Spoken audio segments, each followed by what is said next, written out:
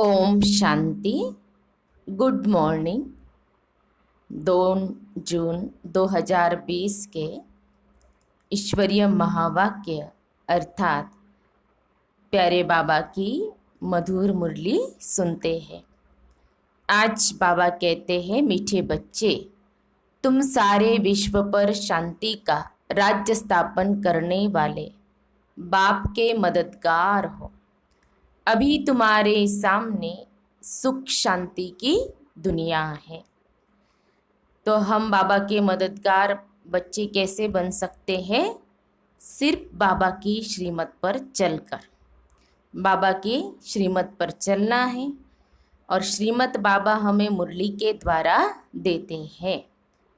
तो तन मन धन से हम बाबा के मददगार बनते हैं और अपने ही तन मन धन से इस धरा पर हम स्वर्ग अर्थात राम राज्य स्थापित करते हैं।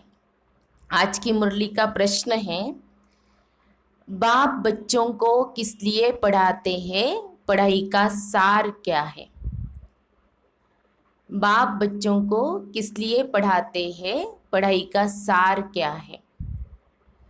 तो बाबा कहते हैं, उत्तर है, बाप अपने बच्चों को स्वर्ग का प्रिंस, विश्व का मालिक बनाने के लिए पढ़ाते हैं। बाप कहते, बच्चे, पढ़ाई का सार है दुनिया की सब बातों को छोड़ दो। ऐसे कभी नहीं समझो हमारे पास करोड़ है, लाख है, कुछ भी हाथ में नहीं आएगा। इसलिए अच्छी रीति पुरुषार्थ करो, पढ़ाई पर ध्यान दो। तो बाबा का उत्तर हमने सुना कि बाबा ने कहा, बाबा बच्चों को क्यों पढ़ाते हैं? विश्व का मालिक बनाने के लिए, स्वर्ग का प्रिंस बनाने के लिए। और सार बताया बाबा ने कि दुनिया की सब बातों को छोड़ दो। फिर मुरली का गीत है, आखिर वह दिन आया आज। ओम शांति। बच्चों ने गीत की लाइन सुनी, आखिर विश्व पर शांति का समय आया। सब कहते हैं विश्व में कैसे शांति हो, फिर जो ठीक राय देते हैं उन्हों को इनाम देते हैं। नेहरू भी राय देते थे, शांति तो हुई नहीं, सिर्फ राय देकर गए। अभी तुम बच्चों की बुद्धि में है कि कोई समय सारे विश्व भर में सुख शांति संपत्ति आदि थी, वह अभी नहीं है, अब फिर होने वाली है। तो बाबा कहते, चक्र तो फिरेगा ना। यह तुम संगम युगी ब्राह्मणों की बुद्धि में है। बाबा कहते हैं, बाकी कलयुग में जो अभी हैं, जिनको ये ज्ञान नहीं पता है ना, तो बाबा कहते हैं उनको तो मालूम ही नहीं है कि ऐसे राज्य था, सुख शांति संपत्ति थी। तो बाबा कहते, अभी तुम संगम युगी ब्राह्मणों की बुद्धि में है। संगम युगी ब्राह्मण जो ज्ञान के आधार से जिनका नया जन्म हुआ और जो श्रीमत पर चलते, वो संगम युगी ब्राह्मण। तुम्हारी बुद्धि में है सोना। तुम जानते हो भारत फिर सोने का बनना है, क्योंकि भारत क्या था? सोने की चिड़िया, जहाँ डाल डाल पर सोने की चिड़िया, जो गीत बना है, लेकिन वो पहले थी, अब नहीं है। तो बाबा कहते हैं, तो तुम बच्चों की बुद्धि में है भारत को ही गोल्डन स्पैरो अर्थात चिड़िया कहा जाता है। बल महिमा तो करते हैं परंतु सिर्फ कहने मात्र। तुम तो अभी प्रैक्टिकल में पुरुषार्थ कर रहे हो, जानते हो बाकी थोड़े रोज है तो यह सब नर्क के दुख की बातें भूल जाती है। तुम्हारी बुद्धि में अब सुख की दुनिया सामने खड़ी है। जैसे आगे विलायत से आते थे तो समझते थे, अभी बाकी थोड़ा समय है पहुंचने में, क्योंकि आगे विलायत से आने में बहुत टाइम लगता था। अभी तो एरोप्लेन में जल्दी पहुंच जाते हैं। अभी तुम बच्चों की बुद्धि में है कि अब हमारे सुख के दिन आने हैं। बाबा ने बताया कि जैसे कोई विलायत में पहले जाते थे ना, तो क्या समझते थे बहुत दूर गए हैं, पता नहीं अब कब मिलना होगा। लेकिन बाबा ने कहा अभी तो क्या है, एरोप्लेन से तुरंत चले जाते हैं। तो अभी तुम बच्चों की बुद्धि में है कि अब हमारे सुख के दिन आने हैं, जिसके लिए पुरुषार्थ कर रहे हैं। तो बाबा ने पुरुषार्थ भी बहुत सहज बताया है। ड्रामा अनुसार कल पहले माफिक, यह सर्टेन है, निश्चित है तुम देवता थे। देवताओं के कितने ढेर के ढेर मंदिर बन रहे हैं। बच्चे जानते हैं ये मंदिर आदि बनाकर क्या करेंगे। हाँ, बाकी दिन कितने हैं। तुम बच्चे नॉलेज की अथॉरिटी हो। कहा भी जाता है परम पिता परमात्मा सर्वशक्तिमान ऑल माइटी अथॉरिटी है। तुम ज्ञान की अथॉरिटी हो। बाबा कहते तुम ज्ञान की अथॉरिटी हो, तुम्हारे पास सत्य ज्ञान है। तो ये सत्य ज्ञान बिल्कुल अथॉरिटी से बताना है, सुनाना है। क्योंकि जो शास्त्र है, बाबा कहते हैं तो शास्त्र के आधार पर कोई भी सत्संग होता है, देहधारी गुरु सुनाते हैं, वो भी तो कितनी अथॉरिटी से सुनाते हैं। और बाबा कहते तुम्हें तो यह सत्य पिता ने सत्य ज्ञान दिया हुआ है, तो कितनी तुम्हारे अंदर ज्ञान की अथॉरिटी है। वह है भक्ति की अथॉरिटी। बाप को कहा जाता है ऑल माइटी अथॉरिटी। बाबा है सर्व शक्तिमान। तुम बच्चे नंबरवार पुरुषार्थ अनुसार बन रहे हो। तुमको सृष्टि के आदि मध्य अंत का ज्ञान है।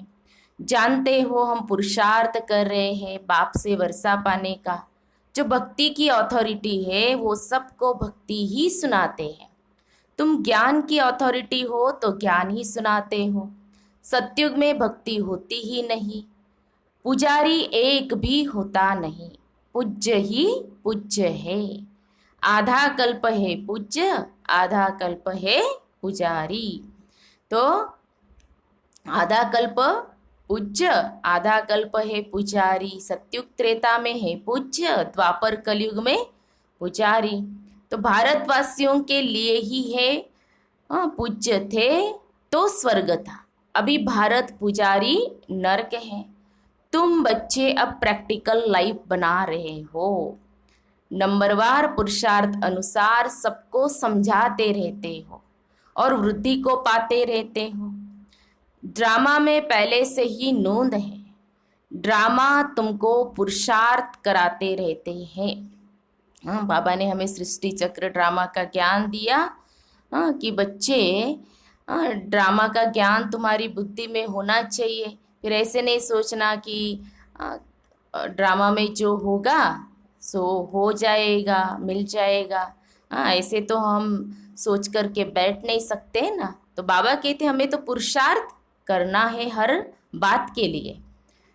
तो तुम करते रहते हो, जानते हो ड्रामा में हमारा अविनाशी पार्ट है। दुनिया इन बातों को क्या जाने, हमारा ही ड्रामा में पार्ट है। जो कहेगा वही समझेगा ना कि कैसे हमारा इस ड्रामा में पार्ट है। यह सृष्टि चक्र फिरता ही रहता है। यह वर्ल्ड की हिस्ट्री ज्योग्राफी तुम्हारे सिवाय और कोई को मालूम नहीं है।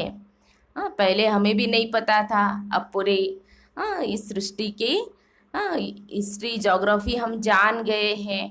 पहले कैसे था इस सृष्टि में, सतयुग त्रेता युग, अभी क्या है। पहले सृष्टि कैसी थी, सतो प्रधान थी, अभी क्या बन गई है, तमो प्रधान बन गई है। ये 5000 वर्ष का चक्र होता है। तो सब बाबा ने हमें आदि मध्य अंत का ज्ञान दे दिया। ऊंचते ऊंच कौन है दुनिया में कोई नहीं जानते हैं। ऋषि मुनि आदि भी कहते थे हम नहीं जानते, नेति नेति कहते थे ना। अभी तुम बच्चे तो जानते हो वह रचता बाप है और हमको पढ़ा रहे हैं। यह भी बाबा ने बार बार समझाया है कि यहाँ जब बैठते हो तो देही अभिमानी होकर बैठो। देही, एक होता है देह अभिमानी, दूसरा है देही अभिमानी। तो देह अभिमानी माना बॉडी कॉन्शियस, बार बार हम बॉडी कॉन्शियस में आ जाते हैं। तो बाबा कहते हैं हमें देही अभिमानी माना आत्मा समझकर आत्म अभिमानी स्थिति में स्थित होकर के बैठना है। मुरली भी हमें आत्म अभिमानी स्थिति में स्थित होकर के सुननी है। एक बाप ही राजयोग सिखाते हैं और वर्ल्ड की हिस्ट्री ज्योग्राफी समझाते हैं। बाप कहते मैं कोई थॉट रीडर नहीं हूँ, इतनी बड़ी दुनिया है, इनको क्या बैठ रीड करेंगे। बाप तो खुद कहते मैं ड्रामा की नूंद अनुसार आता हूँ तुम्हें पावन बनाने। जैसे बताया ना शास्त्रों के अनुसार यदा यदा ही धर्मस्य, जब धर्म की अति ग्लानि हो जाती है, कौन से धर्म की? आदि सनातन देवी देवता धर्म जो सुख देने वाला था, उसी धर्म की क्या हो जाती है फिर? ग्लानि हो जाती है। तो फिर से बाबा आते हैं पावन बनाने। ड्रामा में मेरा जो पार्ट है वही बजाने आता हूँ, बाकी मैं कोई थॉट रीड नहीं करता हूँ, बतलाता हूँ मेरा क्या पार्ट है और तुम क्या पार्ट बजा रहे हो। तो तुम यह नॉलेज सीखकर दूसरों को सिखला रहे हो। बाबा ने अपना भी पार्ट बताया है। मैं क्या करता हूँ, सारी सृष्टि का परिवर्तन कर देता हूँ। जो पुरानी है उसको मैं नई बना देता हूँ, जो पतित बने हैं उनको मैं पावन बना देता हूँ। तो बाबा कहते हैं तुम यह नॉलेज सीखकर दूसरों को सिखला रहे हो। मेरा पार्टी है पतितों को पावन बनाना। यह भी तुम बच्चे जानते हो, तुम तिथि तारीख आदि सब जानते हो, दुनिया में कोई थोड़ी जानते हैं। तुमको बाप सिखला रहे हैं। फिर जब ये चक्र पूरा करेंगे तब फिर बाबा आएंगे। उस समय जो सीन चली वह फिर कल्प बाद चलेंगी। ड्रामा के अंदर बाबा कहते हैं जो भी हमारे साथ जो भी होता है, जो सीन आती है, जो घटनाएं होती है, तो बाबा कहते हैं वो कल्प के बाद 5000 साल के बाद ही क्या होंगी, वो रिपीट होंगी। तो ये बाबा ने हमें बताया है। इसलिए बाबा कहते हैं जो भी होता है उसको फुल स्टॉप करो, ड्रामा कहकर आगे पुरुषार्थ करते रहो। तो तुमको बाप सिखला रहे, फिर जब यह चक्र पूरा करेंगे तब फिर बाबा आएंगे। उस समय जो सीन चली वह फिर कल्प बाद चलेंगी। एक सेकंड मिले दूसरे से, यह नाटक फिरता रहता है। तुम बच्चों को बेहद के नाटक का पता है, फिर भी तुम घड़ी घड़ी भूल जाते हो। बाबा कहते हैं निश्चय होना चाहिए स्वयं पर, बाबा पर और ड्रामा पर भी पूरा पूरा क्या होना चाहिए, निश्चय कि जो हो रहा है अच्छा, जो हुआ वो अच्छा और जो होने वाला है वो बहुत अच्छा। बाबा कहते तुम सिर्फ याद करो हमारा बाबा बाबा है, वही टीचर है और सतगुरु है। बाबा के जो मुख्य 3 संबंध है, बाप, टीचर और सतगुरु। बाप क्या करते हैं, पालना करते, टीचर बन करके हमें पढ़ाते हैं और सतगुरु बन करके हमें वापस घर ले जाते हैं और वरदानों से हमारी झोली भी भरते हैं। तो ये 3 मुख्य संबंध हैं बाबा के साथ। हम सारे दिन में बाप, टीचर, सतगुरु के रूप में बाबा को हम क्या करें, याद करते रहें। तुम्हारी बुद्धि उस तरफ चली जानी चाहिए। आत्मा खुश होती है बाप की महिमा सुनकर। बाबा की महिमा तो अपने मुख से तो हम गा ही नहीं सकते, अपरंपार है, लेकिन बहुत खुशी होती है बाबा की महिमा सुनकर के। सब कहते हैं ना हमारा बाबा, बाबा भी है, टीचर भी है, वो सच्चा सच्चा सतगुरु भी है। तो बाबा कहते हैं पढ़ाई भी सच्ची और पूरी है, उन मनुष्यों की पढ़ाई अधूरी है। ये पढ़ाई कैसी है, सच्ची भी है और पूरी भी है। तो तुम बच्चों की बुद्धि में कितनी खुशी होनी चाहिए। बड़ा इम्तिहान पास करने वालों की बुद्धि में जास्ती खुशी रहती है। तुम कितना ऊंच पढ़ते हो, तो कितनी कापारी खुशी होनी चाहिए। देखो बाबा कहते हैं इतनी ऊंच पढ़ाई है ये, क्योंकि ऊंच क्यों है, क्योंकि हम ऊंचते ऊंच देवता बनते हैं, और पढ़ाने वाला हमको कौन है, स्वयं भगवान है। क्योंकि देवी देवताओं को पढ़ाने वाला, देवी देवताओं को बनाने वाला कौन है, स्वयं परमपिता परमात्मा शिव बाबा है। तो देवी देवता कैसे बने, तो उन्होंने आपने पहले क्या किया, उन्होंने अगले जन्म में ऐसा पुरुषार्थ किया संगम युग में। तो उनको पढ़ाने वाला भी कोई साधारण नहीं होना चाहिए ना, पढ़ाने वाला भी कौन, स्वयं भगवान। तो भगवान बाबा बेहद का बाप हमको पढ़ा रहे हैं। तुम्हारे रोमांच खड़े हो जाने चाहिए। वही एपिसोड रिपीट हो रहा है, सिवाय तुम्हारे किसको पता नहीं है। कल्प की आयु ही बढ़ा दी है। तुम्हारी बुद्धि में अब 5,000 वर्ष की सारी स्टोरी चक्र खाती रहती है, जिसको ही स्वदर्शन चक्र कहा जाता है। बच्चे कहते हैं बाबा तूफान बहुत आते हैं, हम भूल जाते हैं। ज्ञान जब सुनते हैं तब नहीं आते हैं, लेकिन जब बाबा की याद में बैठते हैं तो मन बुद्धि कहाँ कहाँ चली जाती है, तूफान आते हैं और बाबा को भूल जाते हैं। तो बाबा कहते हैं तुम किसको भूल जाते हो, बाप जो तुमको डबल सिरताज विश्व का मालिक बनाते हैं, उनको तुम कैसे भूलते हो। जिसके द्वारा कुछ प्राप्ति होती है तो उसको कैसे हम भूल सकते हैं। और बाबा तो हमें विश्व का मालिक बनाते हैं, दूसरे किसको नहीं भूलते हो।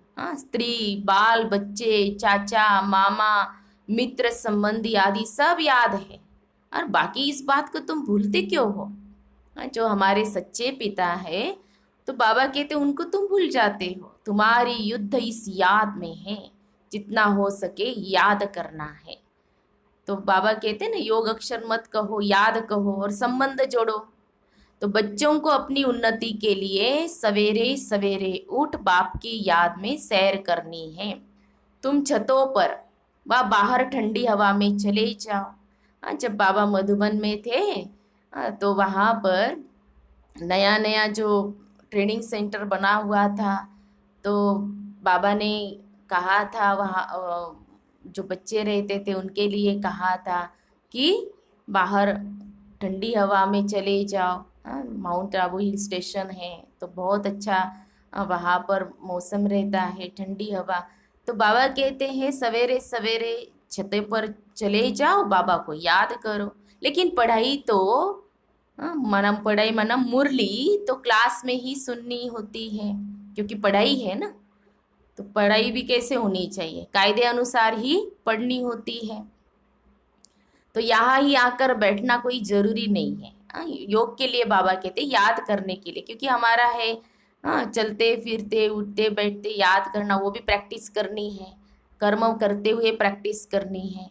बाहर भी जा सकते हो, तो वहाँ पर नक्की झील है, माउंट आबू में नक्की झील जो है, तो वहाँ पर भी बाबा के बच्चे उस झील को चक्कर लगाते हुए याद करते हैं, याद करते बाबा को और चक्कर लगाते हैं। तो अलग अलग रीति से बाबा कहते हैं तुम बाबा को याद कर सकते हो। तो बाहर भी जा सकते हो, सवेरे के टाइम कोई डर आदि की बात नहीं रहती। फिर कई बार बाबा पहाड़ी पर भी लेकर के जाते थे। ब्रह्मा बाबा जब थे तो बच्चों को पहाड़ी पर भी लेकर के जाते थे। तो बाहर में जाकर पैदल करो, आपस में यही बातें करते रहो, देखे कौन बाबा को जास्ती याद करते हैं। बाबा कहते इसकी रेस लगाओ कि सबसे ज़्यादा याद बाबा को कौन करते, फिर बताना चाहिए कितना समय हमने याद किया। हमें खुद ही चेक करना चाहिए सारे दिन में हमने बाबा को कितना याद किया, बाकी समय हमारी बुद्धि कहाँ कहाँ गई। इसको कहा जाता है 1-2 में उन्नति को पाना। नोट करो कितना समय बाप को याद किया। बाबा की जो प्रैक्टिस है वह बतलाते हैं। याद में तुम 1 घंटा पैदल करो तो भी टांगे थकेंगी नहीं, और ये अनुभव है।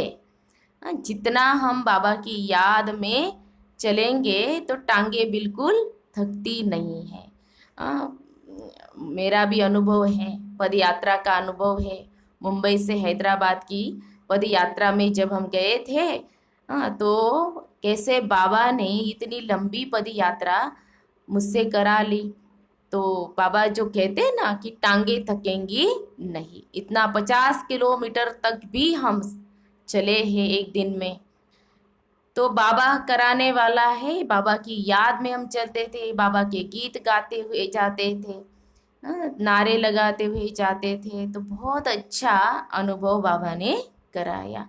तो बाबा कहते हैं बाबा की याद में चलेंगे, पैदल करो तो भी टांगे थकेंगी नहीं।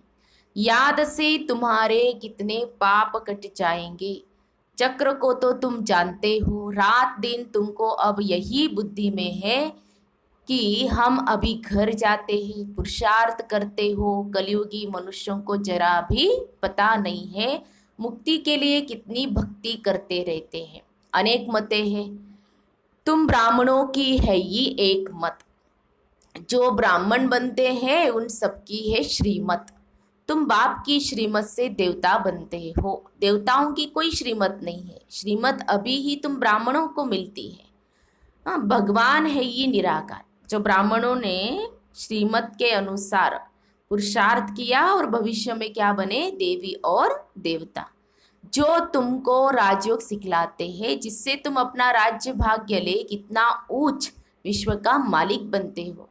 तो भक्ति मार्ग के वेद शास्त्र आदि कितने ढेर के ढेर हैं, परंतु काम की सिर्फ एक गीता ही है। भगवान आकर राजयोग सिखलाते हैं, उनको ही गीता कहा जाता है। अभी तुम बाप से पढ़ते हो, जिससे स्वर्ग का राज्य पाते हो। जिसने पढ़ा उसने लिया। ड्रामा में पार्ट है ना, ज्ञान सुनाने वाला ज्ञान सागर एक ही बाप है। वो ड्रामा प्लान अनुसार कलयुग के अंत सतयुग के आदि के संगम पर ही आते हैं। कोई भी बात में मुंझो नहीं, बाप इसमें आकर पढ़ाते हैं। शिव बाबा ब्रह्मा तन में आकर के पढ़ाते हैं और कोई भी पढ़ा न सके। यह दादा भी आगे कोई से पढ़ा हुआ होता तो और भी बहुत उनसे पढ़े हुए होते। दादा मना ब्रह्मा बाबा, बाप तो कहते हैं इन गुरुओं आदि सबका उद्धार करने में आता हूँ।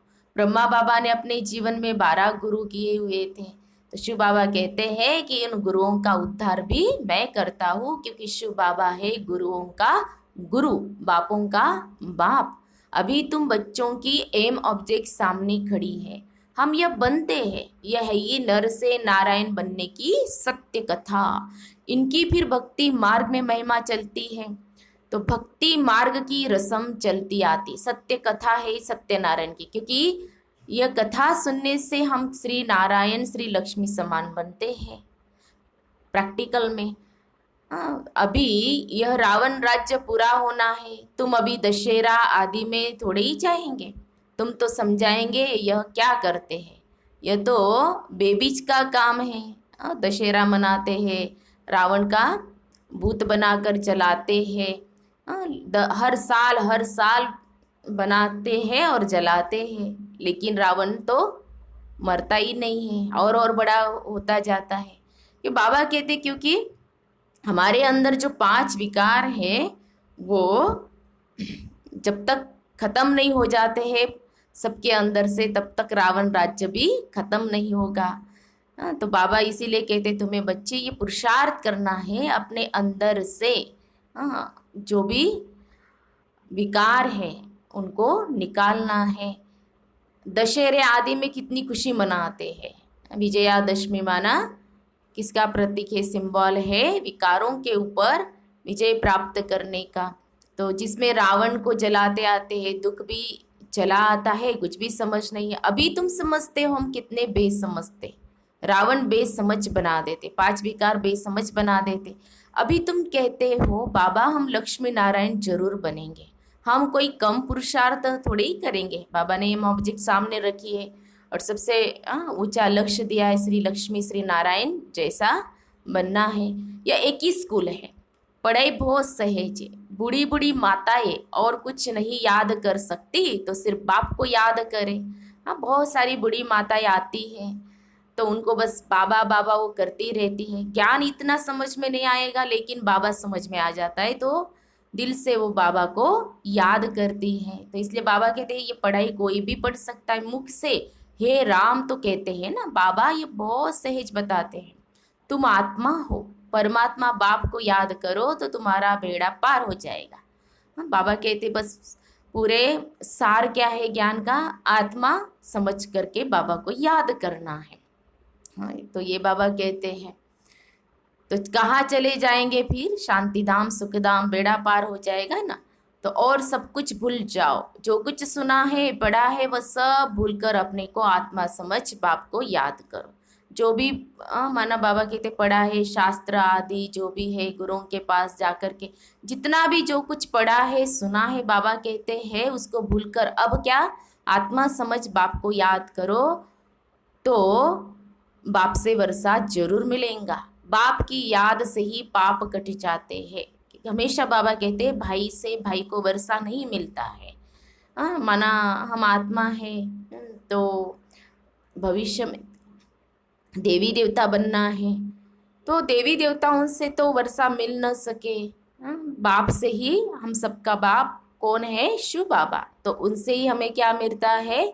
वर्षा मिलता है थ्रू ब्रह्मा बाबा के द्वारा। बाप की याद से पाप कट जाते हैं, कितना सहज है। कहते भी है भ्रुकुटी के बीच चमकता है सितारा। तो जरूर इतनी छोटी आत्मा होगी ना।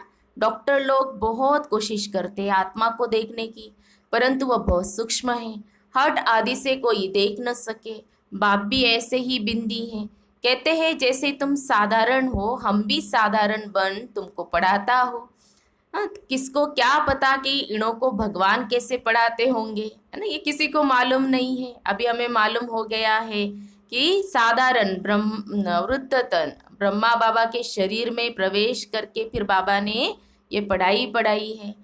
तो कृष्ण के साथ प्यार तो सबका है ना। अभी तो तुम बच्चे जानते हो हम सो बन रहे हैं। बाबा कहते हम सो बन रहे, पहले हम जो देवी देवता थे सो वही हम बन रहे हैं। बाबा ने हमें स्मृति दिलाई। कृष्ण है प्रिंस, पहला प्रिंस सतयुग का श्री कृष्ण है। कृष्ण को गोद में लेना चाहते हैं तो पुरुषार्थ करना पड़े। श्री कृष्ण के साथ सतयुग में आना है तो बाबा कहते उसके लिए पुरुषार्थ करना पड़े। कोई बड़ी बात नहीं है। बस बाबा कहते रोज तो क्या करो, मुरली सुनो। जैसे श्री कृष्ण के हाथ में मुरली दिखाई है तो बाबा कहते ये रोज बाबा जो महावाक्य सुनाते हैं मुरली वो रोज सुनो, एक दिन भी मिस नहीं करो। बाप अपने बच्चों को स्वर्ग का प्रिंस, विश्व का मालिक बनाने के लिए पढ़ाते हैं। बाप कहते बच्चे पढ़ाई का सार है, दुनिया की सब बातों को छोड़ दो। समझ में आया ना कि पढ़ाई का सार बाबा ने बताया, दुनिया की सब बातों को छोड़ दो। जो भी व्यर्थ बातें सारे दिन में हम करते रहते हैं जो हमारे काम की भी नहीं है तो उनको याद भी नहीं करना चाहिए। तो बाबा कहते हैं दुनिया की सब बातों को छोड़ दो। ऐसे कभी नहीं समझो कि हमारे पास करोड़ है लाख है। कभी भी अहंकार नहीं आना चाहिए बाबा कहते हैं, क्योंकि हमेशा क्या होगा, सब मिट्टी में मिल जाने वाला है। तो इसीलिए बाबा कहते कभी भी धन का अभिमान अहंकार नहीं होना चाहिए, कुछ भी हाथ में नहीं आएगा। इसीलिए अच्छी रीति पुरुषार्थ करो। बाप के पास आते हैं तो बाप उलाना देते हैं। 8 मास से आते हो और बाप जिनसे स्वर्ग की बादशाही मिलती है उनसे इतना समय मिले भी नहीं। कहते बाबा फलाना काम था, तो बाबा कहते अरे तुम मर जाते फिर यहाँ कैसे आते।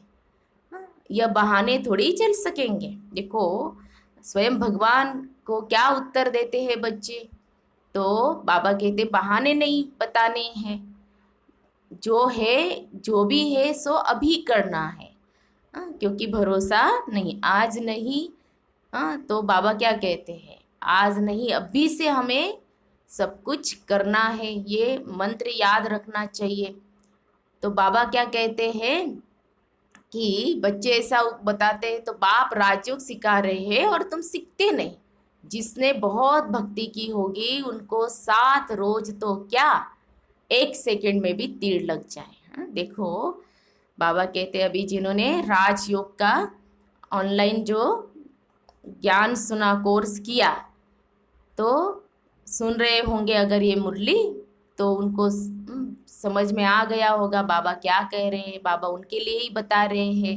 तो 7 रोज तो क्या 1 सेकंड में भी तीर लग जाए।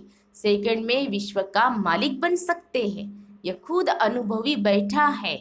हाँ, ब्रह्मा बाबा खुद अनुभवी बैठे हैं। विनाश देखा, चतुर्भुज रूप देखा, बस समझने लगा ओ हो हम विश्व के मालिक बनते हैं। साक्षात्कार हुआ, उमंग आया और सब कुछ छोड़ दिया। हाँ, बाबा ने 1 सेकंड में सब कुछ छोड़ दिया। यहाँ तुम बच्चों को मालूम पड़ा बाप आए हैं विश्व की बादशाही देने। बाप पूछते हैं निश्चय कब हुआ तो कहते हैं 8 मास। हाँ, तो बाबा ने समझाया है मूल बात है याद और ज्ञान। मूल बात क्या है याद और ज्ञान, बाकी तो दीदार कोई काम का नहीं। हाँ, फिर निश्चय क्यों टाइम लगा। कई कहते बाबा को कि बाबा हमें अपना दीदार कराए, साक्षात्कार कराए। तो बाबा कहते इससे क्या होगा। दीदार हुआ, साक्षात्कार हो, इससे क्या होगा। तो ज्ञान और योग मेन है यहाँ पर। तो ज्ञान और योग के आधार से जो चलते हैं जिनको निश्चय है तो वो अंत तक चलते रहते हैं। बाप को पहचान लिया तो फिर पढ़ना शुरू करो तो तुम भी यह बन जाएंगे। अभी बाबा को पहचान लिया तो वो क्या करेंगे रोज पढ़ाई जरूर पढ़ेंगे। एक दिन भी पढ़ाई मिस नहीं करेंगे।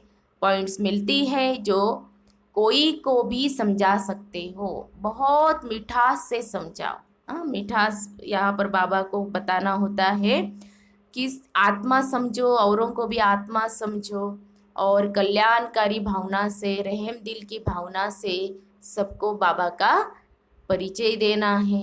शिव बाबा जो पतित पावन है कहते हैं मुझे याद करो तो पावन बन, पावन दुनिया का मालिक बन जाएंगे। युक्ति से समझाना है। तुम चाहते हो ना गॉड फादर लिबरेट कर स्वीट होम वापिस ले जाए। अच्छा, अब तुम्हारे ऊपर जो कट अर्थात जंक चढ़ी हुई है उसके लिए बाप कहते मुझे याद कर। और बाबा ने हमें ये कहा कि बच्चे तुम्हारे ऊपर 63 जन्मों की जंक लगी हुई है और ये जंक को आत्मा पर जो जंक लगी है तो उसको उतारने के लिए एक ही उपाय बाबा ने बताया है और वो है बाबा की याद। जितना हम बाबा को याद करेंगे उतनी आत्मा पर जो जंक लगी है, जो कट चढ़ी हुई है, जो खाद है वो निकलती जाएंगी। जैसे देखो सुई होती है तो उसको जंक लग जाती है तो चुंबक की ओर आकर्षित नहीं होती। तो बाबा चुंबक है और आत्मा रूपी सुई के ऊपर जो जंक है उसको निकालेंगे तभी बाबा हमें क्या करेंगे चुंबक बाबा हमें आकर्षित करेंगे। सहेज ही हमारी मन बुद्धि की तार बाबा से जुट जाएंगी। अच्छा, मीठे मीठे सिखी लदे बच्चों प्रति मात पिता बाप दादा का याद प्यार और गुड मॉर्निंग।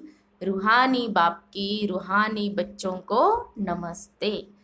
हम रूहानी बच्चों की रूहानी बाप दादा को याद प्यार और नमस्ते नमस्ते, गुड मॉर्निंग।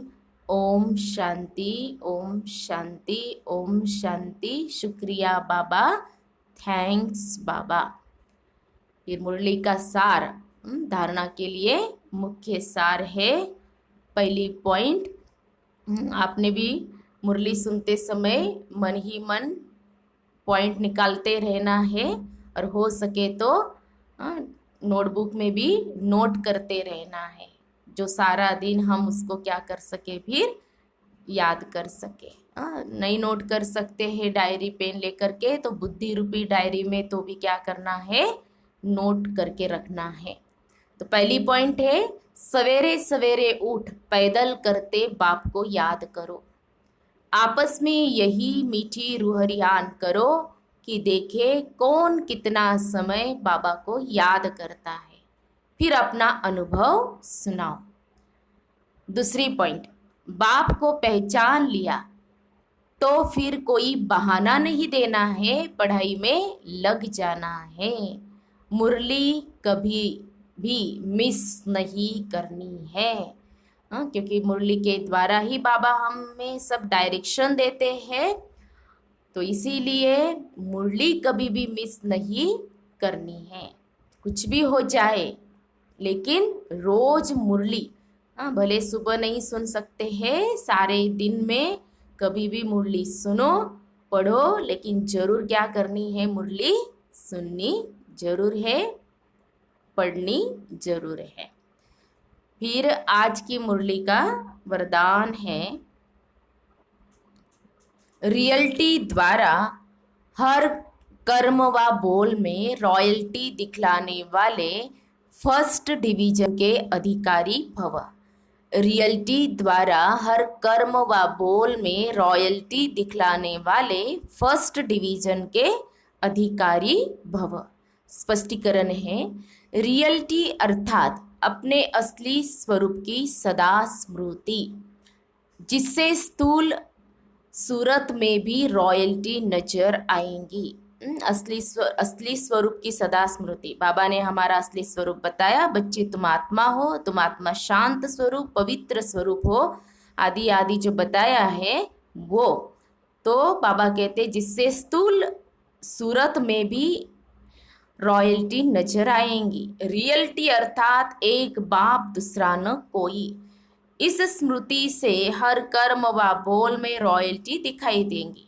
जो भी संपर्क में आएगा उन्हें हर कर्म में बाप समान चरित्र अनुभव होंगे। हर बोल में बाप के समान अथॉरिटी और प्राप्ति की अनुभूति होंगी।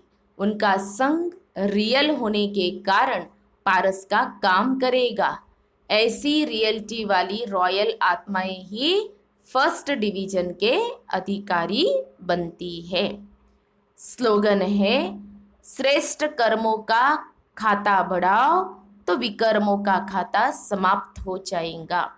श्रेष्ठ कर्मों का खाता बढ़ाओ तो विकर्मों का खाता समाप्त हो जाएगा। बहुत सुंदर विधि बाबा ने बताई कि हमारे अंदर जो भी विकर्म है उनको निकालना है, तो क्या करो, सिर्फ अपने श्रेष्ठ कर्मों को बढ़ाते चलो, तो ऑटोमेटिक हमारे जो आत्मा के ऊपर भी कर्म है वो क्या हो जाएंगे, समाप्त होते जाएंगे। तो ये थे प्यारे बाप दादा के मधुर महावाक्य जो हमने आज सुने। अच्छा, ओम शांति, ओम शांति, ओम शांति।